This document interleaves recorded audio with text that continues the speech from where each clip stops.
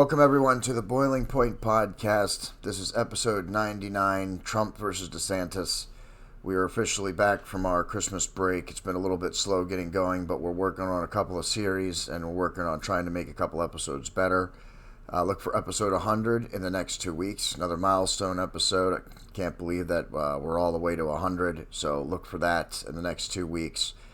Marcus Frederiksen continues to play us in and out of every episode of the Boiling Point Podcast and our sister show, Mayhem Media. Make sure you check out his music at reverbnation.com/Marcus Frederiksen. Share out your favorite song using the hashtag #NormalizeTheGood.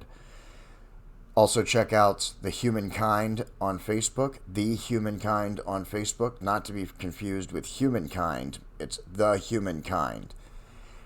And, of course, you can follow the Boiling Point Podcast. We are on Facebook, Rumble, and Twitter. That's where you can follow our Facebook, Rumble, and YouTube. I apologize. That's where you can find all of our episodes. Well, not all of our episodes are available on YouTube. I've gotten a couple of strikes over the last 2 years, so not everything is available on YouTube, but as much as I can is on YouTube. Rumble has every episode in its entirety. That's where you can find all of our content is on our Rumble station. Rumble.com/C/The Boiling Point Podcast, all in lowercase letters. You can follow me on Twitter at Mayhem Prez, that's with an S. And I'm also on Instagram at JDEDESIGNz, that's with a Z at the end of it.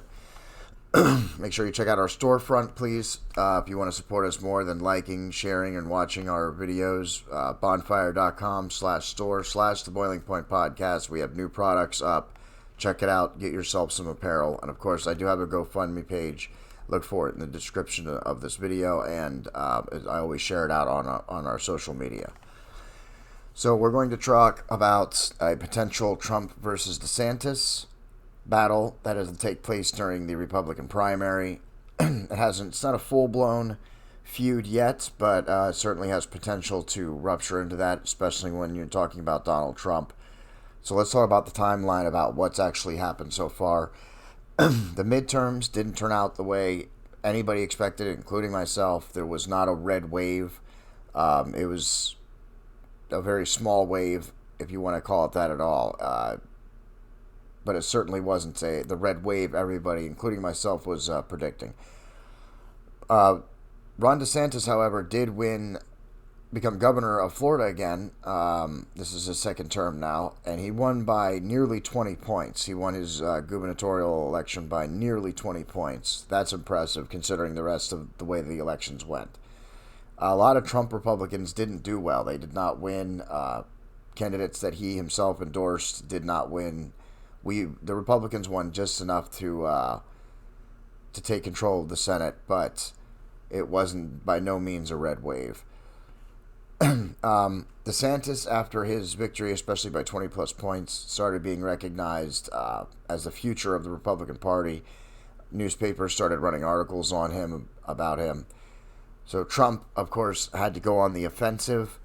Ron DeSanctimonious is a term he used at a rally, and then he released it to some reporters and also on his social media, Truth, which is the company he started against Twitter, which is basically a Twitter clone when he got booted off Twitter. Of course, with Elon Musk, he is now back on Twitter, but has not been doing much on Twitter. He's definitely sticking with his Truth Social, but I don't believe that has the same kind of reach that Twitter still has, especially now that Elon Musk is in the driver's seat. So, Ron DeSanctimonious was a term he released out. He also started claiming credit for DeSantis' 2018 gubernatorial win. But I think it's bad for Trump to go negative at this point, even though there are 2 polls that are out, and you can find them in the description of this video, that have Trump ahead by 20 points. 2 national polls that have Trump ahead by 20 points over any other Republican. So it looks like Trump certainly has the lead, and when you have the lead, there's no need, that kind of a lead, there's no need to go on the attack and attack anybody. I think it's going to drive people away. I think he'll start to see his lead shrink if he continues attacking DeSantis. I'm a Trump fan, but I'm also a DeSantis fan. And I don't think Trump attacking DeSantis is a good idea, especially at this stage. Certainly not. And he's endorsed Ron DeSantis in the 2018 gubernatorial election. I don't think it's a good idea to start trashing somebody before the election's even begun, before the primary's even begun, on someone that you have endorsed in the past. DeSantis is winning his state by 20 plus points, Florida.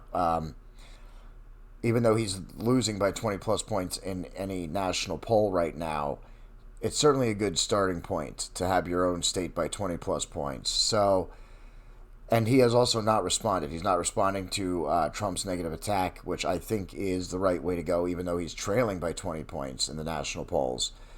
But because the primaries haven't even begun yet, so I don't think that would be a good idea for DeSantis. Shouldn't even engage. I think he's going to gain more support, and I think he'll gain more Republicans to his side by not responding and just ignoring it for now, taking the high road, as it were. Even though the primaries have unofficially started, they haven't officially started. Now, with this is my opinion.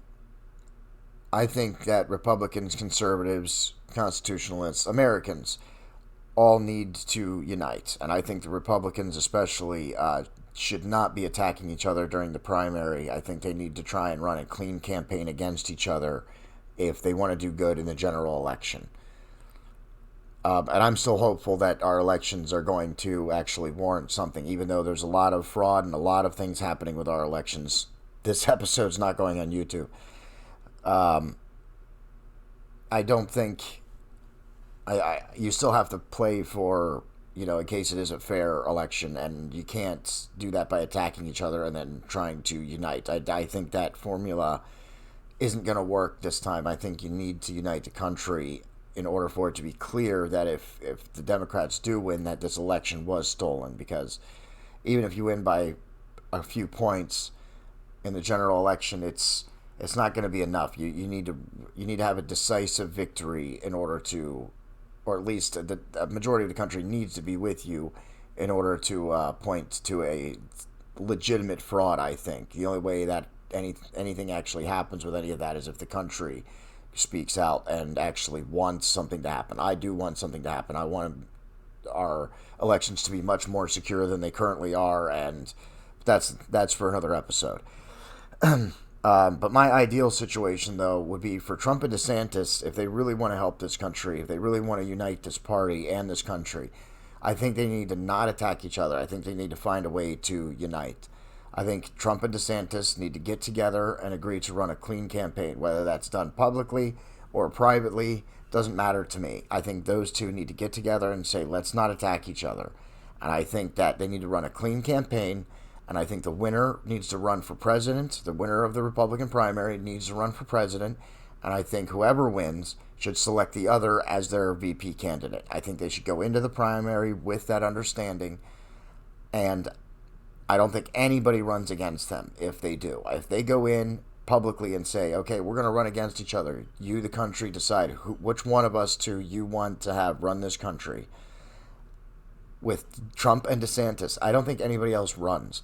And even if they do, I don't think they're going to get very far. They'd be running against a united ticket.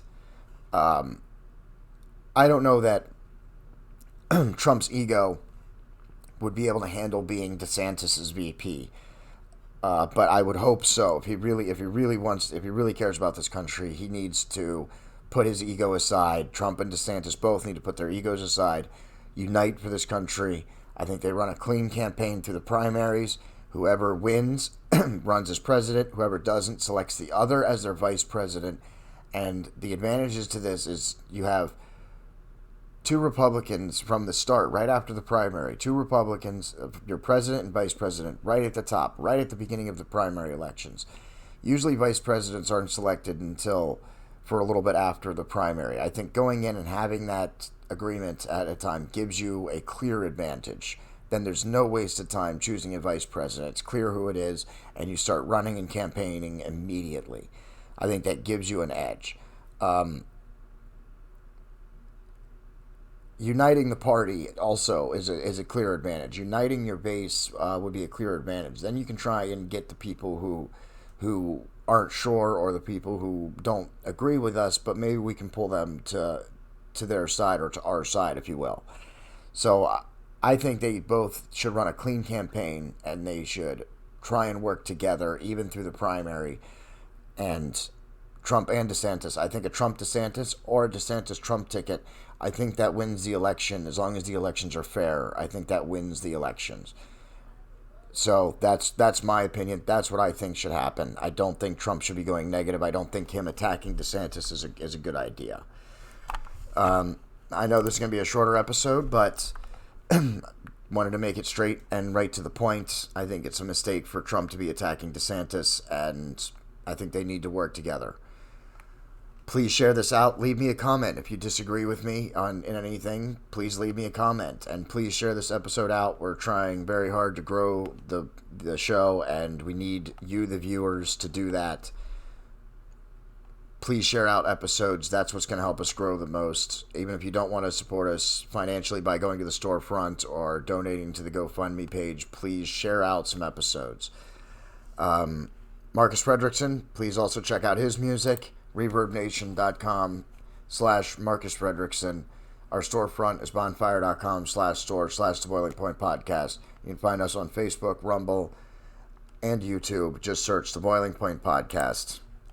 I am your host, JD, and that's the end.